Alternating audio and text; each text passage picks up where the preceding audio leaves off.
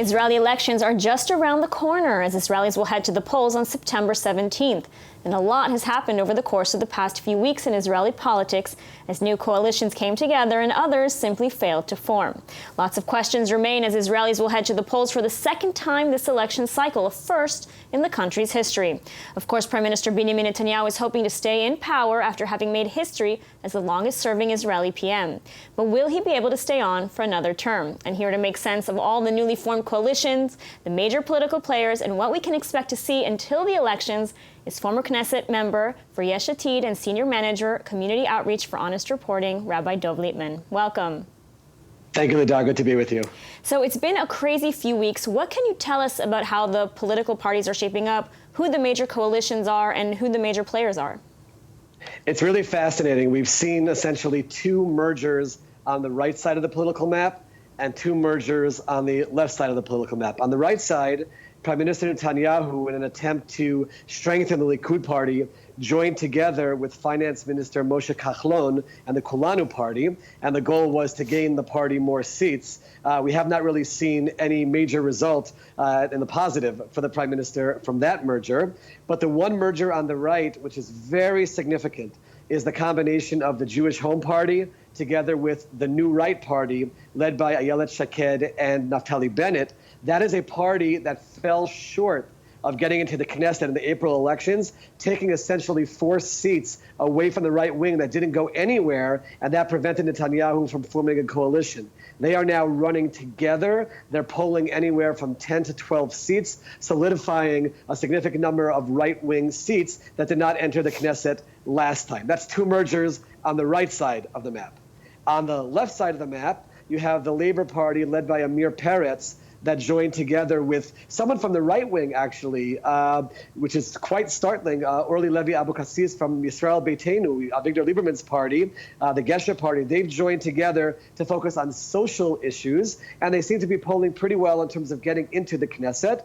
And then the other major merger on the left side of the map was Meretz, the far left-wing party, together with Stav Shafir from Labor and former Labor Prime Minister Ehud Barak, all have joined together into what they call the Democratic camp. So we essentially have a merger on the far left of the map, a merger on the far right of the map, and then two smaller mergers towards the center-right, center-left. Fascinating developments as we head towards the September election. So a lot of reshuffling going on. Now, let's remind our viewers why we had to go to a second round of elections in the first place. Really difficult sometimes for people outside of Israel to completely understand. But after the elections are over in Israel, there's no winner. You have the seats divided based on the percentage of vote that each party got. Nobody votes for a prime minister. After the election, the president of Israel calls all the parties together one by one, and they suggest who do they think should form the next government. Forming a government means someone who has to bring together 61 seats, a majority of the 120 seats in the Knesset, and then that person who gets the most advice, so to speak, suggestions, he goes or she goes and tries to form a government. Prime Minister Netanyahu was given the most mandates and suggested to form a government.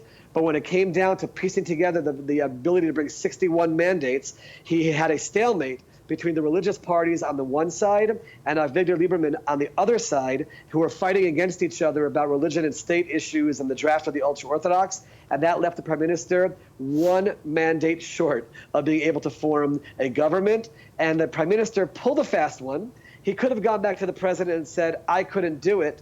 And the president would go to someone else, presumably Benny Gantz, the leader of the other large party, Blue and White, and give him a chance to form a government. But instead of doing that, the prime minister called a vote in the Knesset to disband the Knesset. He got a majority of votes to do that, and that has put us in a position where we're heading towards new elections. And the key point, Lidar, and to everyone watching is, what will happen after the September election? Will we be in a similar situation of a stalemate when no one can form a government, and what will happen then? Well, that is the question. And so what's different this election cycle than the previous one?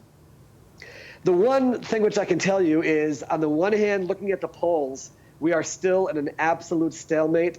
The prime minister does not get to 61 seats. Benny Gantz would not get to 61 seats. So just looking at the polling results right now, there is no path to 61. What's different is a commitment from pretty much every single party that we will not go to elections again. What do we mean by that? If we have a situation where no one has 61, you're going to see all kinds of movements towards unity government. So, for example, Netanyahu might reach out to the chairman of the Labor Party, Amir Peretz, and say, we're in an emergency situation. I need you to join this government and help us get to 61. We don't want to go into new elections. He'll offer him all kinds of portfolios that give him the finance ministry and the welfare ministry, ministries he would want to advance his agenda, and perhaps he would join together. Another possibility is Benny Gantz and Netanyahu finding some way to come together, find a way towards a unity government, or there is one other option. And that other option is Blue and White, led by Benny Gantz, as the anti-Netanyahu. They say we won't sit with someone who has all these corruption charges. But we're not against sitting with the Likud party. So perhaps someone else in the Likud party could emerge as one to form a government. Does not have to be the leader of the party.